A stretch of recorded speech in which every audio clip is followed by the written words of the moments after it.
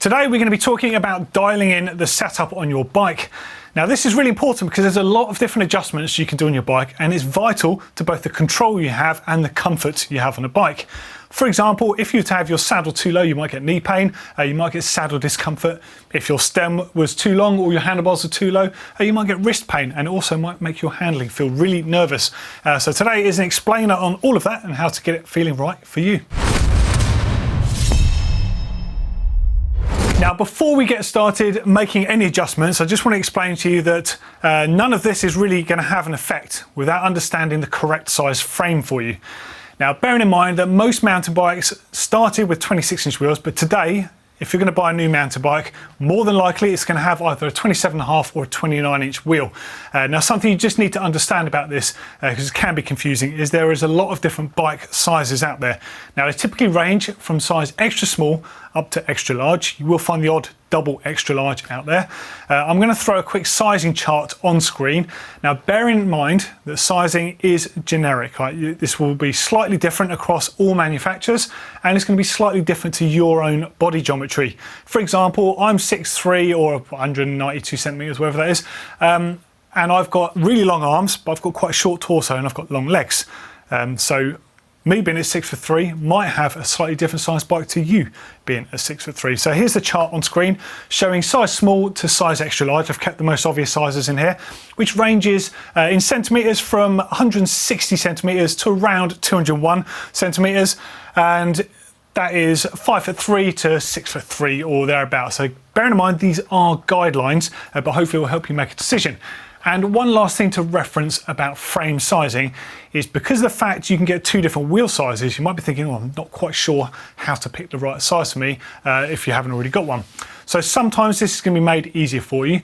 27.5-inch wheel bikes can be available in all sizes. So you can get them from size extra small all the way through to the bigger sizes, whereas 29-inch wheel bikes, you can't necessarily do that because of the fact you've got suspension to cater for to fit into the frame, and you've got to cater for the amount the wheel moves with clearance between the saddle and that wheel. So it's not always possible to make the smaller sizes. So many manufacturers offer from size medium upwards in 29-inch wheels, and some of the more forward-thinking manufacturers now are using what they call size-specific geometry, which means the smaller sizes will have 27.5-inch wheels and the larger sizes will have 29-inch wheels. And there tends to be a crossover point, usually a size medium, that they tend to offer in both wheel sizes, so you can actually pick a preference if that suits you. So let's dive into everything, starting with saddle position first. Now, first up is getting the correct saddle for your bum. Now, no one rider is going to have the same preferences as the next one, and the most important thing is getting the correct width between your sit bones identified, so you get the correct width saddle for your anatomy. No amount of padding or fancy Kevlar shoulders or titanium rails or any of that stuff is going to make up for having a saddle that is too narrow for you. Okay, so the first thing you want to do is identify your sit bone width. Now, your sit bones essentially are on the bottom of your pelvis, and they are responsible for holding your body weight when you're sat on the saddle.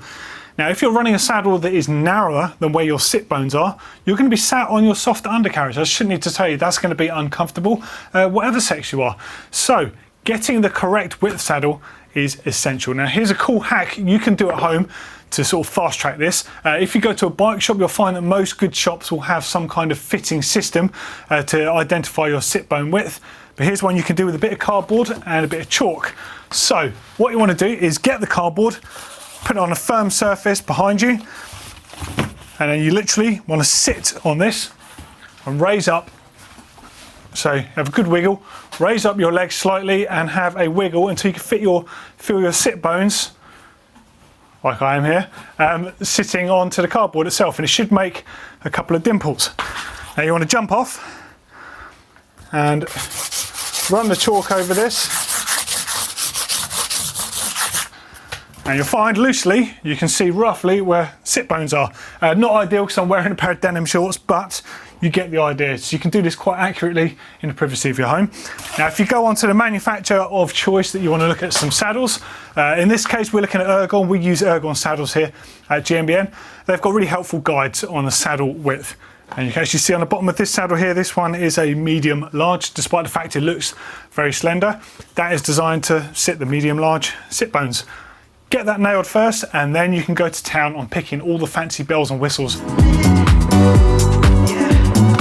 Getting the correct saddle height is the next thing on the agenda, because this maximises sort of the mechanical advantage you get from your legs, and more importantly, make sure you're not going to damage your limbs or damage your knees in doing so. And what you want to do is, with a preferred pedal at the bottom of the stroke, we're going to use the drive side here, sit in the saddle and put your heel on the pedal. So with the saddle at the correct height for you, what you're looking for here with your heel on the pedal is a locked out leg. Now the theory is, when you move the ball of your foot onto the pedal, which is the optimum place for pedaling, your pedaling stroke, your leg will be slightly bent, which means you're getting the maximum amount of leverage from your leg without straining your knee. Now, depending if you have a dropper post or not, or depending on the style of riding you have, you might want to run your saddle very slightly lower, just to offer you the chance when you're pedaling over rough terrain to not get kicked up the bum a little bit. Once you've dialed in the saddle height, you want to get the saddle position correct. Now, what I'm referring to here is whether you have the nose up, down, or neutral as it is on this bike here, or if you have the saddle forwards or rearwards on those rails, or again, in a fairly neutral position. Now, this will be dictated by the fit of your bike and of course the angles of your bike as well. Now, the taller rider you are, typically the further rearwards your saddle is going to get when you put the saddle up. This is why on modern mountain bikes you're starting to get steeper seat angles, which affects things less when you put the saddle up. Now, you might be thinking, why is this an important thing? Well, the more rearwards your saddle gets over the rear wheel, the harder it is when you're climbing, because the fact your front wheel is going to try and come off the ground. So if your saddle is really quite rearwards, draw a plumb line down and you'll see, you'll be quite shocked, it's nearer to the rear wheel axle than it is to the bottom bracket. So it's no surprise when you're climbing, you're going to be hunching down, and in fact using those forearm muscles a lot more than you really should be, just to try and maintain a position on the bike. The steeper that seat angle is, or the further forwards your saddle can be over that bottom bracket axle, the more weight bias you have between the two wheels, so your handling becomes better. Of course, this is all proportional though. You can't just slam your saddle forwards and expect the bike to climb well, because your frame might not be long enough, or you might not have a long enough stem. This is why getting all these things dialed in correctly to suit you and your bike is really important. On this particular bike, it has a fairly steep seat angle, and I like a fairly neutral position, roughly central on the rails. Now, you'll find on many saddle rails they will have a minimum and a maximum sort of point that you can actually run them. This is due to the curve on the rail, so actually, firstly, you might not even get the saddle that far forwards or rearwards because of the curve can be quite an acute angle. And secondly, you can actually damage the saddle rails as well by clamping on that curve. So just make sure you stick within the realms of what the manufacturer suggests. Now, I've got my dropper post fully down here, just to say, to give you an example of where this imaginary line will be with a smaller size bike. So let's draw a vertical line down to the chainstay, and you can see how far forwards this is. Now, if I put a dropper post up and we look at the same line, look at how far rearwards it is on the chainstays by comparison. It's like it's in a very different place there. Now, this is with a steep seat angle, so it's quite a modern seat angle to have. If your bike has a slacker seat angle, and by the way, angles, anything nearer 80 degrees is steeper, anything nearer 70 degrees is slacker.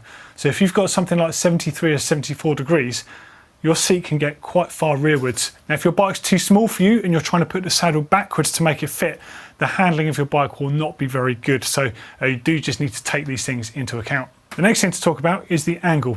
So of course, a neutral angle might seem like the best option for most people.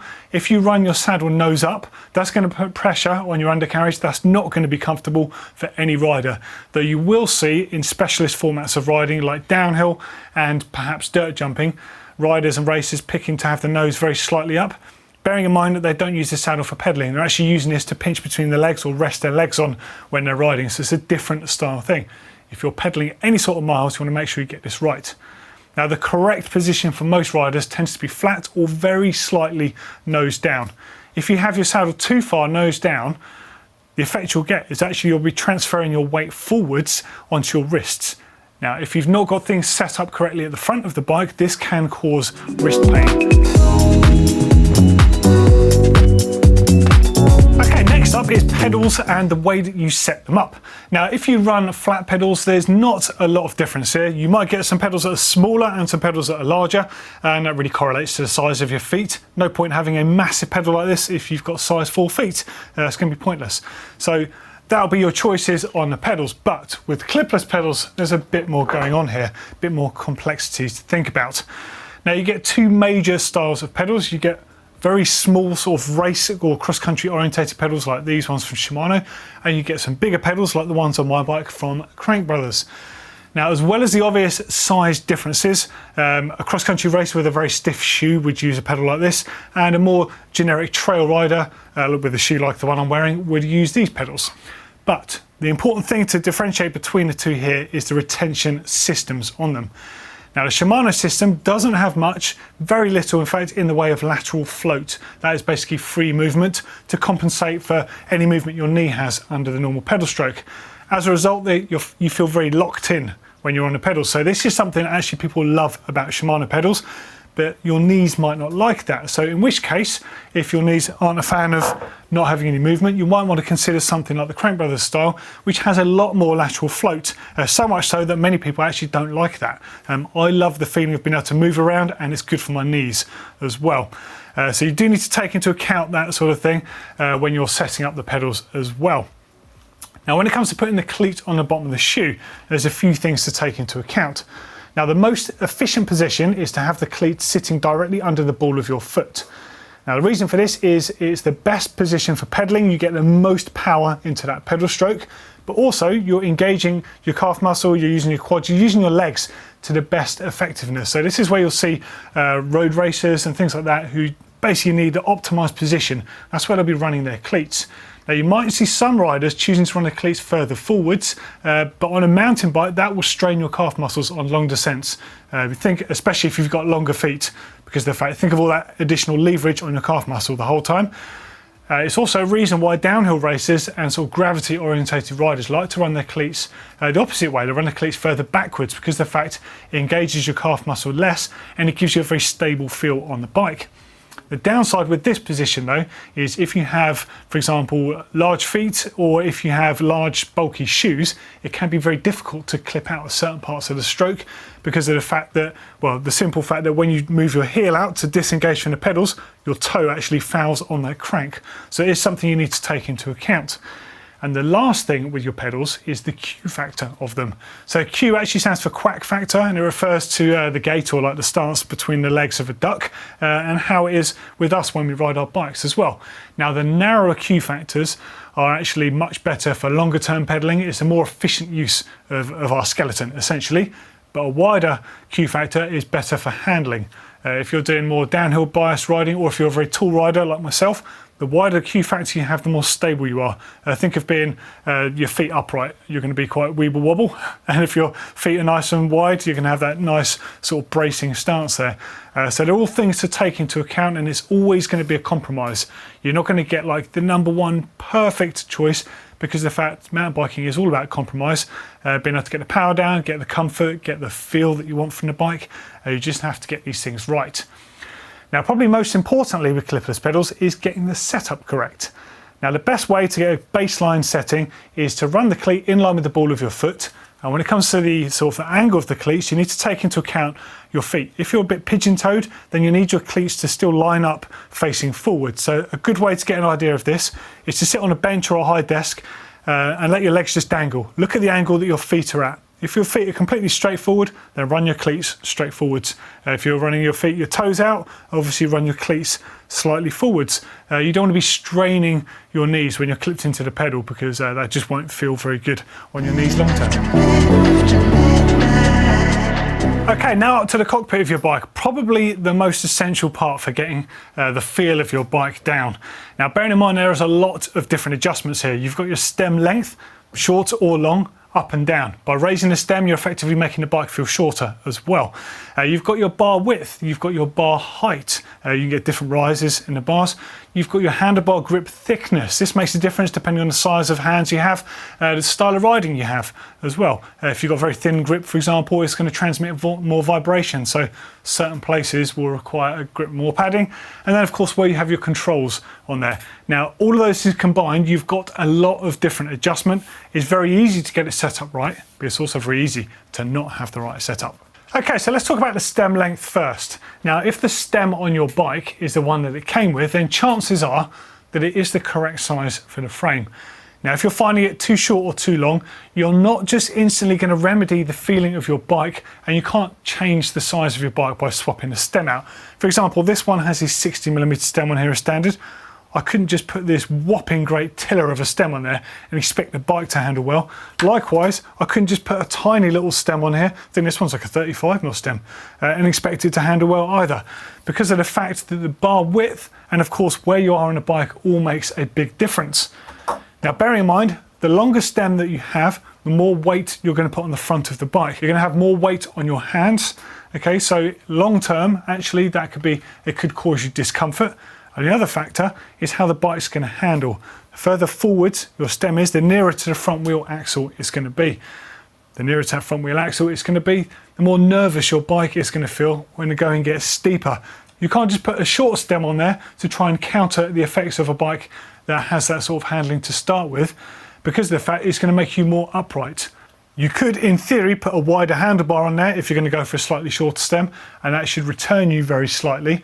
But a wide bar isn't a remedy for all heights of rider. Now again, this is down to personal preference. I've seen some EWS racers that are very short running full width bars. And I've questioned that when I've seen some of the taller racers running trimmed down bars. But generally speaking, a smaller rider will have a shorter bar and a taller rider will have a wider bar. So a taller rider like myself, I run a full width 800mm bar. It's not just because I like the feeling of a wide bar that suits my height, but it also keeps me a bit lower on the front end. If I'm to run a shorter bar, every time the bar gets shorter, I get more upright. It's a very fine balance, and you can't upset it by just chucking on a longer or a shorter stem and expecting it to work. Also add into account the fact that by raising your stem, effectively you're putting more weight on the rear of the bike, you're putting yourself more upright, and because of the steering angle, if you've got a slacker steering angle on your bike, the higher you put the stem, the shorter effective reach you're going to have on the bike there. By slamming the stem, yes, you're going to have a longer effective reach, but it might be too low for you. You can also counter this by having your bars higher. You can get bars from completely flat up to about 40 or sometimes 50mm in rise. So you can actually raise the bar without affecting the reach of the bike. So if you're seeing someone's got a slam stem and a high bar, that's what they're trying to do. They're trying to keep their bike long but have the correct height. Just take that into account. We see a lot of people running their stems with several spaces underneath, and they'll be running a flat bar. That's not always the best way to do it. So the two adjustments do need to be made together. Now note on this particular bike here, I've got 5mm spacer under the stem and I've got 10mm spacer on the top. This does afford me the ability to swap things around. And to be honest, I've not had this bike a long time, so I'm still kind of fine tuning where I want it. In time, I may find I'll trim the steer tube down until this is flush and it looks better, but don't be afraid to leave your steer tube a bit longer. It's perfectly safe and acceptable to do that. And of course, it does give you a bit of free rein of movement there. Now, also, there's one more thing with handlebars that you need to know about, and this is purely about comfort. Now, you get bars with different rises on them, and you get bars with different sweeps on them. Now, the sweep is known as a back sweep, and it's the angle that the bars come back towards you. Now, you can get some bars with a very flat sort of sweep on them, and they're pushing a very aggressive position. So if you think your hands, when you actually close your hands around a bar, your wrists are actually kind of angled, so they're actually catering for a bar that sweeps back towards you anyway. If you're to put your hands around a wide bar, it naturally wants to put your elbows out. So this is a really good stance if you're an aggressive rider, say a downhill racer. So it's going to bring you into that really aggressive position that you need to throw the bike around. However, if you try and do an endurance cross-country race with your elbows out like this, you're going to exhaust yourself. It's going to put strain on your joints because it's not a natural position to be in. You're going to want a bar with more back sweep on there. So do take that into account. And you can also achieve different feeling with the bar that you have on your bike without having to buy a fresh one, just by rolling it forwards and backwards. You can tailor how that like back sweep feels on there. So do experiment with this if you're finding the bike doesn't feel quite right.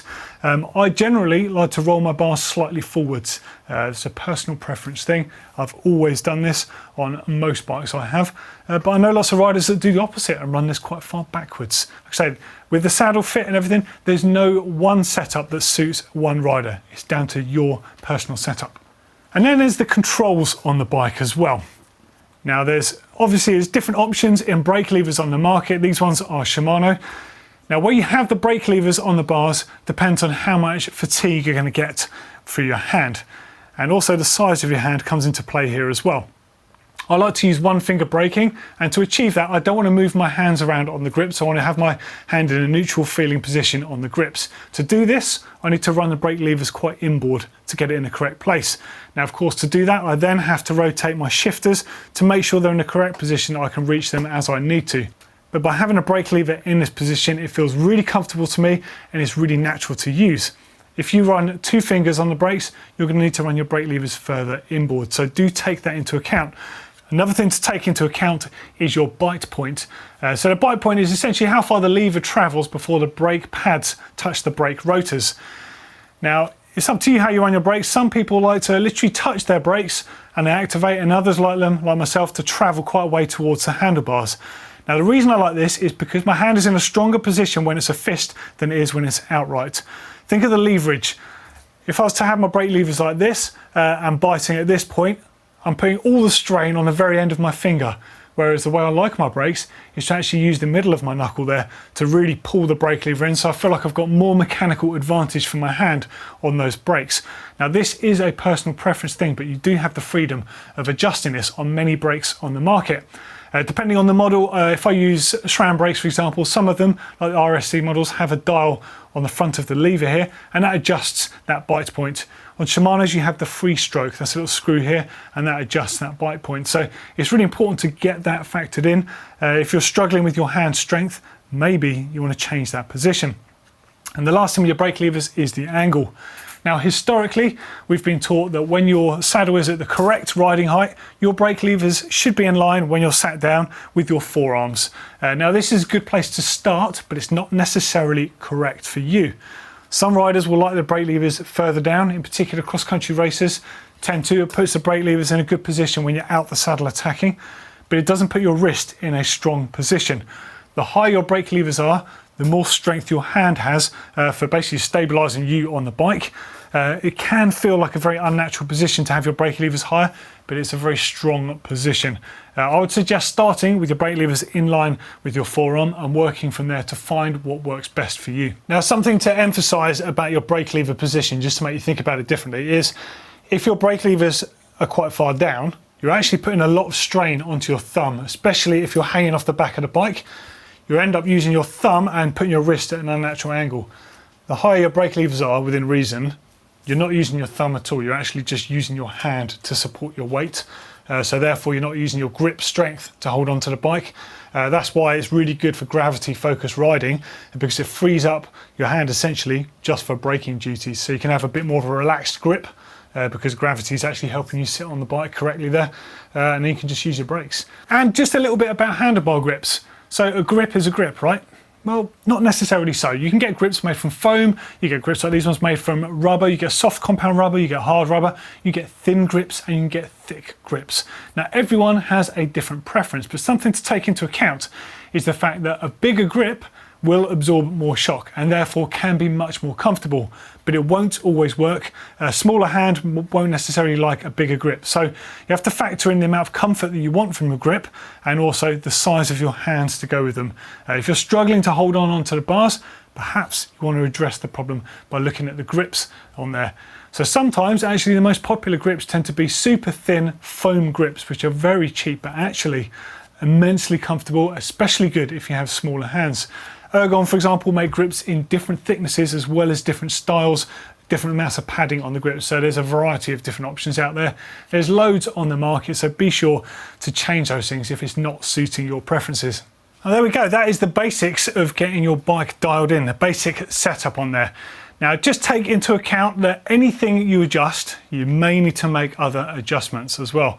If you're moving your saddle abnormally far back, it might put too much weight on the back end, so you might need to roll your bars forwards or lower your stem, any number of adjustments. But please do experiment with those things before going out there and unnecessarily buying any new products. You'd be surprised how much different adjustment you can get just by angling your bars different, changing your stem height, and even moving your controls around. Makes a big difference to how your bike performs out on the trail. Hopefully this video has been useful for you. Leave us some feedback in those comments underneath. Again, any questions on bike fit, we can do an Ask Clinic all around that stuff. And we'll see you in the next video. See you later.